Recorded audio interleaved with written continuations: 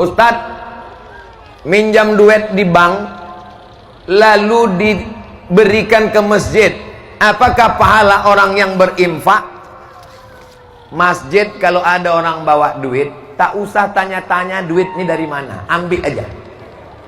Datang orang bawa duit satu koper, ini duitnya halal apa haram, ambil aja, tak usah tanya.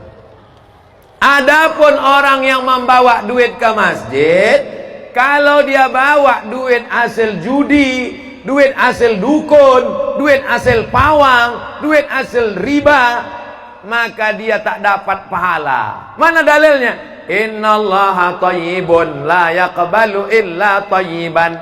Allah tidak menerima perbuatan yang tidak baik.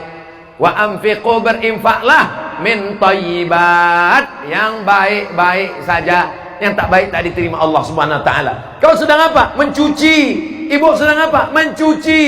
Mencuci pakai apa? Pakai air najis. Bisa mencuci kain pakai najis? Tak bisa. Mesti mensuci dengan air suci dan mensucikan. Kami cinta rumah ibadah. Ada acara di masjid, baleho spanduk gambar orang, juga acara kurban gambar sapi dipasang dalam masjid. Depan imam sholat gambar. Bagaimana Pak Ustadz? Janganlah dipasang gambar kobau di muka imam. Nanti khawatirnya waktu imam itu sujud, dipoto anak-anak di belakang, dimasukkannya ke internet, imam kami menyembah kobau. Tapi gambar tak sama dengan patung. Itu gambar Abdul Somad, itu bukan patung. Ini gambar Abdul Somad, gambar ganteng juga Pak Camat nih. Sampailah hati panitia, pas giliran Pak Camat dicarinya gambar yang paling ganteng. Pas aku tengoklah muka aku hitam dibuat. Gambar ini tak sama patung. Ada orang yang mengatakan gambar itu sama patung. Tidak. Sudah aku bahas dalam buku 37 masalah populer. Ada yang membawa buku, mana buku 37 masalah populer, mana? Tak ada. Ada aku bahas di situ, apakah gambar itu patung? Gambar bukan patung. Jadi kalau ibu meletakkan gambar di ruang tamu, tidak apa-apa selama gambarnya menutup aurat. Jangan foto nikah dulu terbuka, ditengok tamu, cantik juga bini kau ya. Kesimpulannya gambar bukan patung. Seorang berinfak untuk pembangunan masjid. Ketika masjid dibongkar, dibuat lebih besar, apakah boleh pecahan tersebut digunakan untuk kepentingan sosial lainnya, menimbun jalan?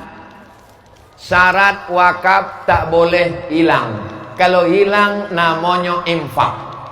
Kalau tak hilang namanya wakaf. Kalau hilang namanya infak.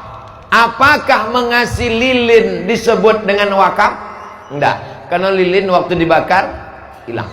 Maka duit yang masuk ke dalam masjid itu tidak disebut wakaf. Itu namanya infak. Karena duit akan bayar listrik, duit untuk gaji guru mengaji, duit untuk honor imam dan khatib. Maka duit habis itu namanya infak. Sedangkan wakaf tak boleh hilang. Wakaf tanah, wakaf semen, wakaf batu bata tak boleh hilang. Maka kalau masjid ini nanti dibesarkan, semen-semen ini diruntuhkan, dia mesti balik ke masjid ini lagi, dimasukkan jadi cor bawah, jadi lantai.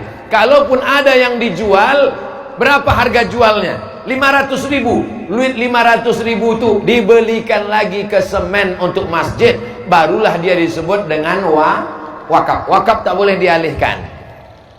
Maka saya membuka rekening yayasan wakaf masjid. Duit wakaf masjid tak boleh buatkan ke kelas. Wakaf kelas, duit wakaf kelas tak boleh lari ke yang lain. Yang ketiga, rekeningnya infak, operasional gaji guru, untuk anak yatim dan lain-lain. Tidak boleh untuk yang lain dilarikan, karena ini namanya wakaf. Hati-hati pengurus masjid, pengurus yatim, pengurus panti asuhan dan lain sebagainya. Jangan sampai niat baik kita rusak gara-gara tak paham fikih muamalat.